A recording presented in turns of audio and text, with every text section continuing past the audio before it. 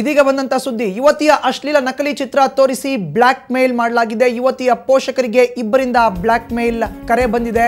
Police ದಾಳಿ ಮಾಡಿಸುವುದಾಗಿ ಬೆದರಿಕೆಯನ್ನು ಕೂಡ ಹಾಕಲಾಗಿದೆ. ಕೃತ್ಯದಲ್ಲಿ ಪೊಲೀಸ್ ಪೇದೆ ಸೇರಿ ಯುವತಿಯ ಬಂಧುಗಳು ಕೂಡ ಭಾಗಿಯಾಗಿದ್ದಾರೆ. ಶಮೀಲ್ ಪೇದೆ ಸುಧೀರ್ರಿಂದ 21 ಲಕ್ಷದ ಹಣದ ಬೇಡಿಕೆಯನ್ನು ಕೂಡ ಬ್ಲಾಕ್ ಮೇಲ್ ಮಾಡದಂತ ಕರೆ ಮಾಡಿದವರು ಈಗ ಇಟ್ಟಿದ್ದಾರೆ. ಉಡುಪಿ ನಗರ ಠಾಣೆಯಲ್ಲಿ ಪ್ರಕರಣ ಕೂಡ ಈ ವಿಚಾರಕ್ಕೆ ಸಂಬಂಧಪಟ್ಟಂತೆ ಈಗಾಗಲೇ ದಾಖಲಾಗಿದೆ. ಪ್ರಕರಣದ ಆರೋಪಿಗಳು ಈಗ ಪರಾರಿಯಾಗಿದ್ದಾರೆ.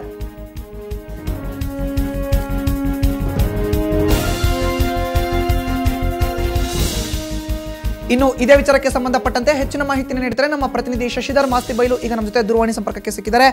ಶಶಿಧರ್, ಯುವತಿಯ ಅಶ್ಲೀಲ ನಕಲಿ ಚಿತ್ರ ತೋರಿಸಿ ಬ್ಲಾಕ್ ಮೇಲ್ ಮಾಡ್ತಾ ಇರುವಂತದ್ದು ಯಾರು ಕರೆ ಮಾಡಿದ್ದು, ಏನಿದೆ ಹೆಚ್ಚಿನ ಮಾಹಿತಿ ಇದ್ರ ಬಗ್ಗೆ? ಒಂದು ರೀತಿಯಲ್ಲಿ ಬೇಲಿಯೇ ಎದ್ದು ಹೊಲ ಮೇಯುವುದು ಅಂತಾರಲ್ಲ, ಅದಕ್ಕೆ ಇದು ಒಂದು ಪಕ್ಕಾ ಉದಾಹರಣೆ ಈ ಪ್ರಕರಣ ಅಂತಾನೆ ಹೇಳ್ಬಹುದು. ಯಾಕಂತ ಹೇಳಿದ್ರೆ ಇದರಲ್ಲಿ ಮುಖ್ಯವಾಗಿ ಇನ್ವಾಲ್ವ್ ಆಗಿರುವ ಒಬ್ಬ ಪೊಲೀಸ್ ಪೇದೆ ಮತ್ತು ಯಾರು ಈ ಒಂದು ಬ್ಲಾಕ್ ಮೇಲ್ ಒಳಗಾಗಿದ್ದಾರೆ ಅವರ ಬಂಧು. ಇಲ್ಲಿ ಉಡುಪಿ ನಗರದ ಠಾಣಾ ವ್ಯಾಪ್ತಿಯಲ್ಲೇ ಬರುವಂತಹ ಒಂದು ಮಿಷನ್ ಕಾಂಪೌಂಡ್ ಅನ್ನುವಂತಹ ವಾರ್ಡ್, ಅಲ್ಲಿನ ಮುನ್ನೀರ್ ಎಂಬುವರಿಗೆ ಈ ಬೆದರಿಕೆಯನ್ನ ಒಡ್ಡಿರುವಂತದ್ದು.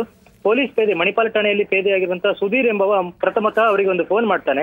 ನಿಮ್ಮ ಮಗಳ ಅಶ್ಲೀಲ ಚಿತ್ರಗಳು ನಮ್ಮ ಬಳಿ ಇವೆ, ನಿಮ್ಮ ಮನೆಯಲ್ಲಿ ಏನು ವೈಶಾವಾಟಿಕೆ ನಡೆಸ್ತಾ ಇದ್ದೀರಾ ನೀವು, ನಿಮ್ಮ ಮನೆಗೆ ನಾವು ಪೊಲೀಸ್ ನಿರ್ದೇಶನದ ಮೇಲೆಗೆ ದಾಳಿ ಮಾಡ್ತಾ ಇದ್ದೇವೆ ಅನ್ನುವಂತ ಬೆದರಿಕೆಯನ್ನ ಮಾಡ್ತಾನೆ. ಆ ಸಂದರ್ಭದಲ್ಲಿ ಆ ಮುನೀರ್ ಎಂಬವರ ಸಹೋದರಿಯ ಪುತ್ರ ಶಮೀಲ್ ಎಂಬವ ಕೂಡ ಆ ಮನೆಯಲ್ಲಿ ಇರ್ತಾನೆ. ಅವನು ಪೊಲೀಸರು ನನಗೆ ಗೊತ್ತು, ನಾನು ಮಾತುಕತೆ ನಡೆಸ್ತೇನೆ ಅನ್ನುವಂತ ಒಂದು ಸಂಧಾನ ಪ್ರಕ್ರಿಯೆಯನ್ನು ಪ್ರಾರಂಭಿಸಿ ತಾನೇ ಪೊಲೀಸರ ಜೊತೆ ಮಾತುಕತೆ ನಡೆಸಿ 50 ಲಕ್ಷ ಪೊಲೀಸರು ಕೇಳ್ತಾ ಇದ್ದಾರೆ ಅನ್ನುವಂತ ಒಂದು ಕಥೆಯನ್ನ ಸೃಷ್ಟಿ ಮಾಡ್ತಾರೆ ಇವರಿಬ್ರು ಸೇರಿಕೊಂಡು.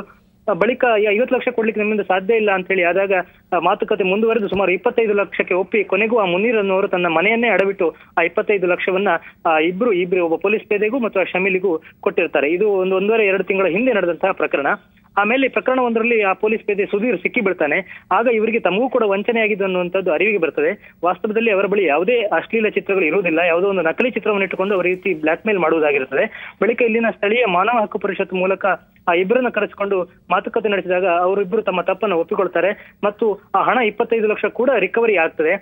ಪೊಲೀಸರಿಗೆ ನಂತರ ಅಂದ್ರೆ ನಿನ್ನೆ ಈ ಪ್ರಕರಣದ ಬಗ್ಗೆ ಠಾಣೆಯಲ್ಲಿ ದೂರನ್ನ ನೀಡಲಾಗಿದೆ. ಆದ್ರೆ ಆರೋಪಿಗಳಿಬ್ಬರು ಕೂಡ ಸದ್ಯಕ್ಕೆ ತಲೆಮರೆಸಿಕೊಂಡಿದ್ದಾರೆ. ಪೊಲೀಸ್ ಪೇದೆಯೊಬ್ಬನೇ ಇನ್ವಾಲ್ವ್ ಆಗಿ ನಡೆಸಿರುವಂತಹ ಪ್ರಕರಣ ಇದಾದ ಕಾರಣ ಬಹಳ ಗಮನ ಸೆಳೆದಿದೆ ಮತ್ತು ಈ ಹಿಂದೆಯೂ ಕೂಡ ಕೆಲವೊಂದು ಆರೋಪಗಳಿಗೆ ಸಿಲುಕಿರುವ ಕಾರಣ ಇದರ ಮೇಲೆ ಕಠಿಣ ಕ್ರಮ ತೆಗೆದುಕೊಳ್ಬೇಕು ಅನ್ನುವಂತಹ ಆಗ್ರಹಗಳು ಕೇಳಿ ಬರ್ತಾ ಇವೆ. ಶಶಿಧರ್, ಇನ್ನು ನೀವು ಈಗಾಗಲೇ ಹೇಳಿದ್ರಿ ಪ್ರಕರಣದ ಆರೋಪಿಗಳು ಪರಾರಿಯಾಗಿದ್ದಾರೆ ಅಂತ. ಆದ್ರೆ ಪ್ರಕರಣದ ಆರೋಪಿಗಳನ್ನ ಹಿಡಿಲಿಕ್ಕೋಸ್ಕರ, ಬಂಧಿಸ್ಲಿಕ್ಕೋಸ್ಕರ, ವಶಕ್ಕೆ ತೆಗೆದುಕೊಳ್ಳಲಿಕ್ಕೋಸ್ಕರ ವಿಶೇಷ ತಂಡವನ್ನೇನಾದ್ರೂ ಈಗಾಗಲೇ ರಚನೆ ಮಾಡಿದಾರಾ, ಹೇಗೆ? ಈ ಬಗ್ಗೆ ಇನ್ನಷ್ಟೇ ಪೊಲೀಸ್ ವರಿಷ್ಠಾಧಿಕಾರಿಗಳು ಪ್ರತಿಕ್ರಿಯೆ ನೀಡಬೇಕು. ನಿನ್ನೆ ರಾತ್ರಿಯ ವೇಳೆಗೆ ಈ ಬಗ್ಗೆ FIR ದಾಖಲಾಗಿದೆ.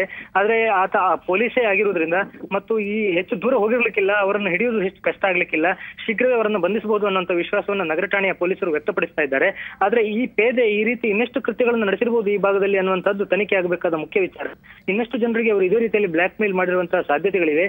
ಈ ಹಿಂದೆ ಉಡುಪಿ ನಗರ ವ್ಯಾಪ್ತಿಯ ಒಂದು ಅಂಗಡಿ ಮಾಲೀಕರನ್ನ ಇದೇ ರೀತಿ ಬ್ಲಾಕ್ ಮೇಲ್ ಮಾಡಲಾಗಿತ್ತು. ಅವರ ಅಂಗಡಿಯಲ್ಲಿ ಇವರೇ ಸ್ವತಃ ಗಾಂಜಾವನ್ನು ಇರಿಸಿ ನಿಮ್ಮಲ್ಲಿ ಗಾಂಜಾ ಸಿಕ್ಕಿದೆ ಅನ್ನುವ ಕಾರಣಕ್ಕೆ 5 ಲಕ್ಷ ಬೇಡಿಕೆ ಇಟ್ಟಂತಹ ಒಂದು ಪ್ರಕರಣವೂ ಕೂಡ ಬಯಲಿಗೆ ಬಂದಿತ್ತು.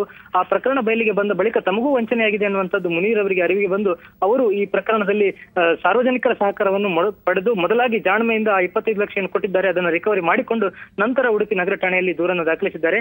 ಪೊಲೀಸರು ತನಿಖೆ ಶೀಘ್ರಗೊಳಿಸಿದ್ದಾರೆ ಮತ್ತು ಶೀಘ್ರವೇ ಆರೋಪಿಗಳನ್ನ ಬಂಧಿಸುವಂತಹ ವಿಶ್ವಾಸವನ್ನು ಕೂಡ ವ್ಯಕ್ತಪಡಿಸ್ತಾ ಇದ್ದಾರೆ. ಶಶಿಧರ್, ಇನ್ನು 2 ತಿಂಗಳ ಹಿಂದೆ ಬೆದರಿಕೆ ಕರೆ ಬಂದಿರುವಂತದ್ದು, ಜೊತೆಗೆ ಮನೆಯನ್ನ ಅಡವಿಟ್ಟು 25 ಲಕ್ಷ ಕೊಟ್ಟಿದ್ರು, ಇವಾಗ ಅದನ್ನ ರಿಕವರಿ ಕೂಡ ಮಾಡ್ಕೊಂಡಿದ್ದಾರೆ. ಬೆದರಿಕೆ ಕರೆ ಬಂದ ತಕ್ಷಣವೇ ಯಾಕೆ ಯುವತಿಯ ಮನೆಯವರು ಪೊಲೀಸರ ಮೊರೆ ಹೋಗ್ಲಿಲ್ವಂತೆ? ಅವರು ಗಾಬರಿಯಾಗಿದ್ದಾರೆ. ಯಾಕಂದ್ರೆ ಸ್ವತಃ ಅವರ ಅಕ್ಕನ ಮಗನೇ ಅದರಲ್ಲಿ ಇನ್ವಾಲ್ವ್ ಆಗಿದ್ದ ಅನ್ನೋದು ಅವರಿಗೆ ತಿಳಿದಿರಲಿಲ್ಲ. ಆತ ಅವರನ್ನು ಬೆದರಿಸಿದ್ದ, ಪೊಲೀಸ್ ರೇಡ್ ಆದ್ರೆ ಮಾನ ಹೋಗ್ತದೆ ಅನ್ನುವಂತ ರೀತಿಯಲ್ಲಿ ಹೆದರಿಸಿದ್ದ. ಯಾವ ಹುಡುಗಿಯ ಚಿತ್ರ ಇದೆ ಅಂತ ಹೇಳಲಾಗಿತ್ತು, ಆ ಹುಡುಗಿಗೆ ಇತ್ತೀಚೆಗಷ್ಟೇ ಮದುವೆ ಆಗಿತ್ತು, ಅವಳ ಒಂದು ದಾಂಪತ್ಯ ಜೀವನದಲ್ಲಿ ಯಾವುದೇ ತೊಂದರೆ ಬರಬಾರದು ಅನ್ನೋ ಕಾರಣಕ್ಕೆ ಬೆದರಿ ಅವರು ಯಾವುದೇ ಒಂದು ಪೊಲೀಸರ ಬಳಿಗೆ ಹೋಗಿರ್ಲಿಲ್ಲ. ಆದ್ರೆ ಯಾವಾಗ ಇವರು ಫ್ರಾಡ್ಗಳನ್ನೋದು ಅವರ ಅರಿವಿಗೆ ಬರ್ತದೋ ತಕ್ಷಣವೇ ಪೊಲೀಸ್ ಠಾಣೆಗೆ ಹೋಗಿ ದೂರನ್ನು ಕೊಟ್ಟಿದ್ದಾರೆ ಮತ್ತು ಇಬ್ಬರ ಮೇಲೂ ಕ್ರಮ ತೆಗೆದುಕೊಳ್ಬೇಕು ಅನ್ನೋಂತಹ ಆಗ್ರಹವನ್ನು ಮಾಡ್ತಾ ಇದ್ದಾರೆ. ಆದ್ರೆ ಅವರೆಲ್ಲೂ ಎದುರು ಬರ್ಲಿಕ್ಕೆ ಬಯಸ್ತಾ ಇಲ್ಲ. ಯಾಕಂದ್ರೆ ಇದು ತಮ್ಮ ಮನೆಯ ಒಂದು ಹುಡುಗಿಯ ಮಾನದ ಪ್ರಶ್ನೆ. ಅವಳು ಇತ್ತೀಚೆಗಷ್ಟೇ ಮದುವೆ ಆಗಿದ್ದಾಳೆ, ಅವಳ ದಾಂಪತ್ಯ ಜೀವನಕ್ಕೆ ತೊಂದರೆ ಆಗಬಾರದು ಅನ್ನೋ ಕಾರಣಕ್ಕೆ ಮುನೀರ್ ಅವರು ತಡವಾಗಿ ಈ ಪ್ರಕರಣವನ್ನ ದಾಖಲಿಸಿದ್ದಾರೆ. ಧನ್ಯವಾದ ಶಶಿಧರ್ ಮಾಸ್ತಿಬೈಲು ನಿಮ್ಮ ಮಾಹಿತಿಗೆ.